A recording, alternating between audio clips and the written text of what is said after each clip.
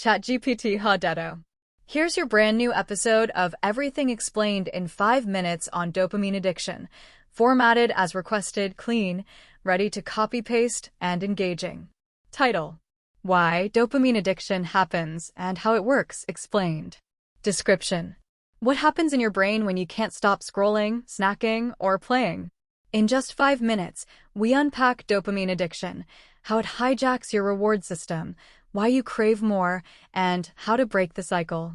Tweet: Why do you keep scrolling or snacking even when you know you should stop? Let's dive into dopamine addiction and how it hijacks your brain, everything you need to know in 5 minutes. Headphone hashtag dopamine addiction hashtag neuroscience. IG carousel slides. Title: Why Dopamine Addiction Happens. What it is. A loop in the brain's reward system. Craving, hit, repeat. Why it matters. From scrolling news feeds to binging snacks, it explains compulsive behaviors. What's surprising? Dopamine drives wanting, not pleasure. It's the craving that traps you. Where it stands now. We understand the brain circuits, how they adapt, and why cravings last. CTA. Want to break the cycle? Listen now to Everything Explained in 5 minutes. Script. It starts with a buzz, a scroll, a bite. That rush you feel isn't just pleasure, it's a loop your brain can't escape. Let's explore dopamine addiction, how the brain's reward system drives behaviors that are hard to stop. Every rewarding act, eating a chocolate bar, checking a notification, or playing a game, triggers dopamine release in the mesolimbic pathway, centered around the nucleus accumbens. That flood tells your brain, do this again. But it's more than just feeling good, it's about wanting. According to the incentive sensitization theory, dopamine fuels desire, not joy. That's why people may crave something even when they're no longer enjoying it. Here's how it works. You anticipate a reward, say a like or a snack. That anticipation sends dopamine surging. You get the hit, you scroll, you taste, it releases more dopamine. Then your brain adapts. Receptor numbers drop, dopamine's effect dulls, and suddenly that same hit isn't enough. Tolerance sets in.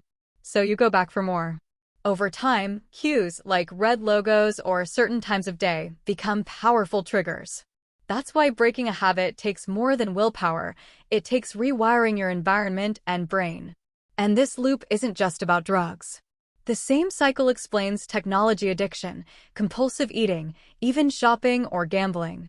One addiction specialist noted withdrawal symptoms, shaking, insomnia, mirror those of heroin addicts. Why is it so harmful? Because dopamine isn't linear. After repeated highs, the lull is deeper.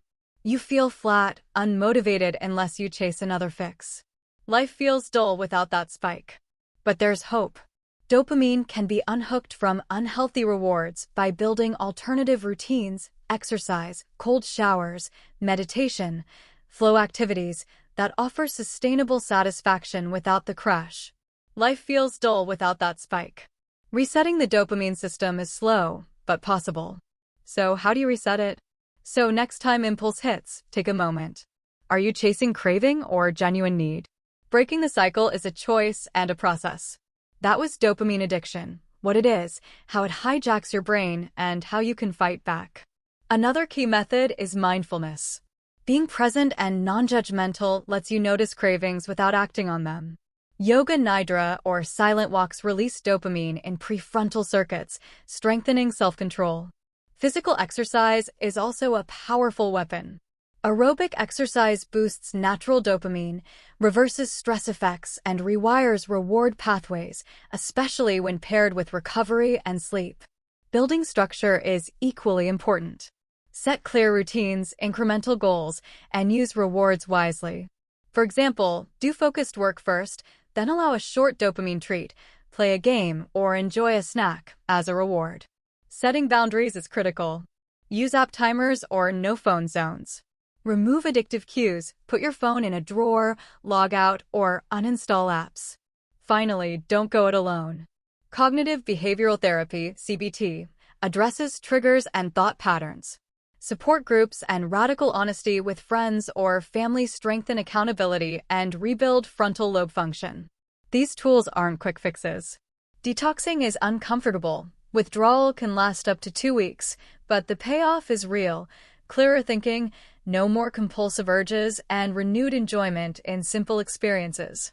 So next time you reach for your phone or the cookie jar, pause. Are you chasing dopamine or choosing purpose? The path back starts with awareness, structure, and a commitment to small, lasting change. That's dopamine addiction, what it is, how it hijacks your brain, and how to escape the cycle. Now you know.